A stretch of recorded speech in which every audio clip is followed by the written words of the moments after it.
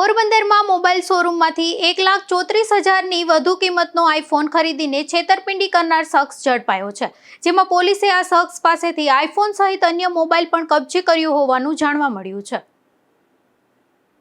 એક તરફ પોરબંદરને ગાંધીની જન્મભૂમિ તરીકે વિશેષ ઓળખ પ્રાપ્ત છે, તો બીજી તરફ ગાંધીની સ્મૃતિ અને તેમના વારસા સાથે જોડાયેલા મહત્વના સ્થળોની જાળવણી સામે પ્રશ્નો ઊભા થઈ રહ્યા છે, જેમાં પોરબંદરનું ગાંધી સ્મૃતિ ભવન ગાંધીજીના જીવન, વિચારો અને ઇતિહાસ સાથે જોડાયેલું મહત્વપૂર્ણ સ્થળ છે, પરંતુ આ સ્થળની ઇમારતના કેટલાક ભાગોમાં જાળવણીનો અભાવ જોવા મળી રહ્યો હોવાના આક્ષેપો સામે આવ્યા છે।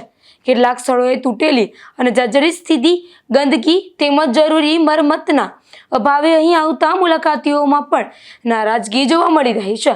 ગાંધીજીના વિચારો અને તેમના વારસાને લોકો સુધી પહોંચાડતું આ સ્થળ માત્ર એક ઇમારત નથી, પરંતુ પોરબંદરની ઐતિહાસિક અને વૈશ્વિક ઓળખનો પણ મહત્વપૂર્ણ હિસ્સો છે।